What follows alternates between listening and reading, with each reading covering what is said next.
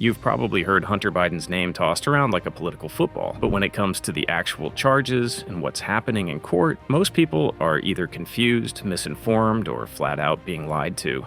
Here's what the media isn't telling you about Hunter Biden's trial. First, the gun charge. This one's straightforward on paper, but it's legally messy. Hunter bought a Colt Cobra 38 special revolver back in 2018. When he filled out the federal background check form, Form 4473, he marked no when asked if he was addicted to drugs. But here's the thing. Around that same time, he was deep in drug addiction. He even wrote about it in his memoir. That's where the feds stepped in. Under federal law, 18 U.S.C. Paragraph 922 G3, it's illegal for anyone who is an unlawful user of or addicted to any controlled substance to possess a firearm. The key word there is addicted. It doesn't matter if you're high when you buy the gun. If you're an addict at the time, you can't legally own one. So prosecutors say he lied on the form and illegally possessed the gun for 11 days. They charged him with 3 felonies, 2 for lying and 1 for possession. Maximum penalties, 25 years in prison. Will he serve that?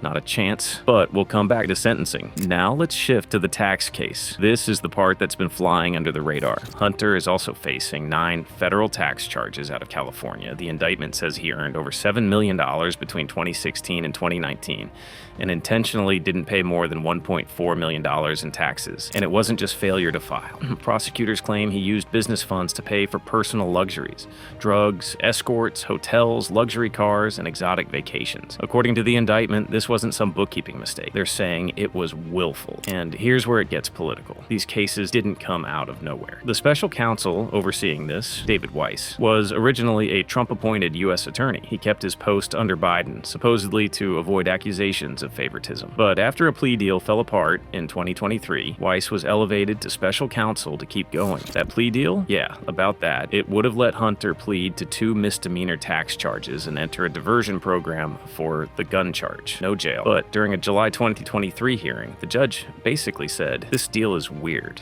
There were questions about immunity, ongoing investigations, and whether this was actually a global resolution or not. It collapsed in court, live in real time. Since then, everything's escalated. Now let's talk about what's next. The gun trial already happened in June 2025. The jury found Hunter guilty on all 3 counts.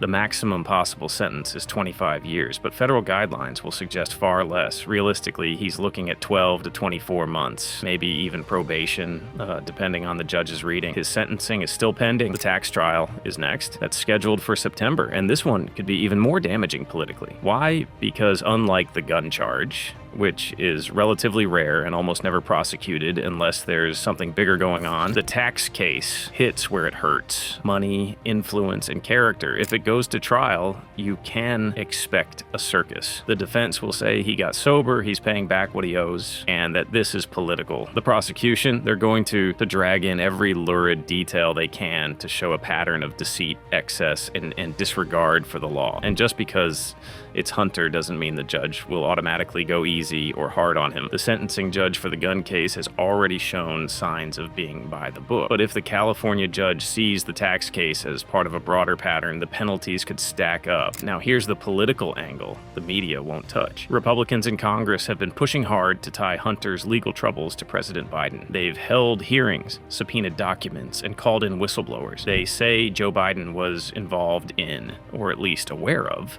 Hunter's business dealings in Ukraine and China. So far, there's no smoking gun directly linking Joe Biden to any criminal behavior. But the optics, terrible. Republicans are betting that just repeating the words Hunter and corruption in the same sentence will sway voters. Democrats, meanwhile, are hoping this all goes away quietly. But here's the thing, this won't stay quiet. GOP lawmakers are now demanding more documents from the DOJ. They want to question special counsel David Weiss, and they're using this case to justify impeachment chatter, even if they haven't laid out a clear path for it. And this isn't just about the Bidens, and there's a broader legal and constitutional fight brewing. Can Congress pressure prosecutors?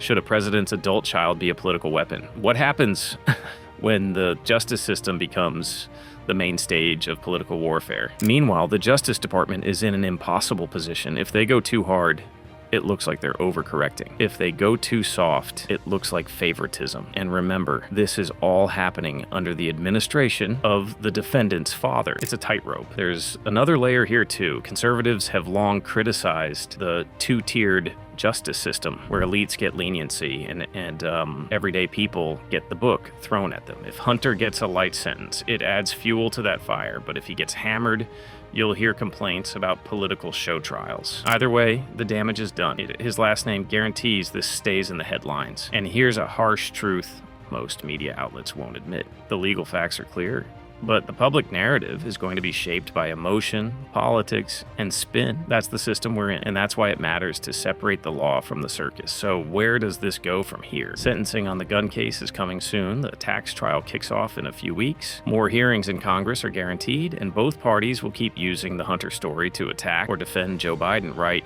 into the election season. But don't get distracted by headlines or hashtags. Watch the filings. Watch the transcripts. That's where the truth is. Thanks for joining us today at Due Process Daily. Throw us a like and consider subscribing to the channel to help us grow.